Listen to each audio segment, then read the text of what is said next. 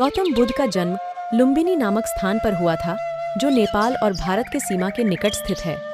उनके पिता शुद्धोधन राजा थे, जो कपिलवस्तु के राजा थे। उनकी माता माया देवी थीं। गौतम बुद्ध ने एक दुखी संयमी का दर्शन किया, जिसने उनके जीवन को पूर्णता की तरफ ले जाने का फैसला किया। उन्होंने आध्यात्मिक ज्ञान का अध्ययन करना शुरू किया और निर्वाण की खोज में जुट गए। गौतम बुद्ध के जीवन के बीच मध्य युग के समय था। उन्होंने धर्म और आध्यात्मिकता की शिक्षाओं को व्यापक रूप से प्रचारित किया, जो बाद में बौद्ध धर्म के रूप में जाना गया। उन्होंने अपने जीवन में अनेक महान कार्य किए, जिनमें से सबसे प्रमुख हैं उनके अंतिम समय का उपदेश, जो उन्होंने महापरिनिर्वाण के समय दिया था। गौतम बुद्ध की कहानी हमें धर्म और आध्यात्मिकता के बारे में बहुत कुछ सीखने को मिलता है।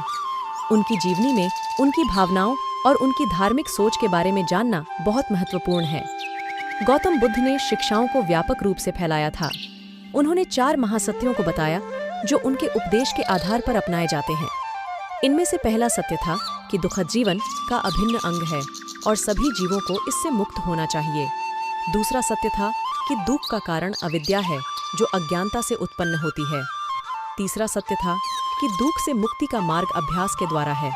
और चौथा सत्य था कि दुख से मुक्ति पाने के लिए अभ्यास का महत्वपूर्ण उपकरण समाधि है। गौतम बुद्ध के जीवन की उपलब्धियों में से एक उनके बुआ अनंत शांति का अनुभव था। वे ज्ञान की भावना को बहुत ही गहराई से समझते थे। उन्होंने धर्म की सच्चाई और समझ के लिए आध्यात्म को महत्व दिया था। उन्होंने धर्म के माध्यम से मनुष्य को जीवन का सच्चा अर्थ समझाया था। उन्होंने अपनी अनुभूति और अनुभवों के आधार पर अपने उपदेशों को व्यक्त किया था। उन्होंने धर्म को एक साधन नहीं, बल्कि एक उपाय माना था, जो मनुष्य को आध्यात्मिकता और मोक्ष के लिए मार्गदर्शन करता है।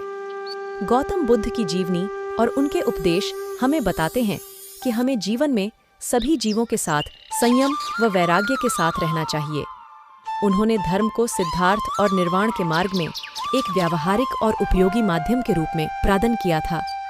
गौतम बुद्ध की जीवनी एक उत्तम उदाहरण है, जो हमें सत्य के मार्ग पर ले जाती है। गौतम बुद्ध से जुड़े हुए कहानी अगर आपको रोज सुनना चाहते हैं, तो हमारे चैनल को सब्सक्राइब करना ना भूलें।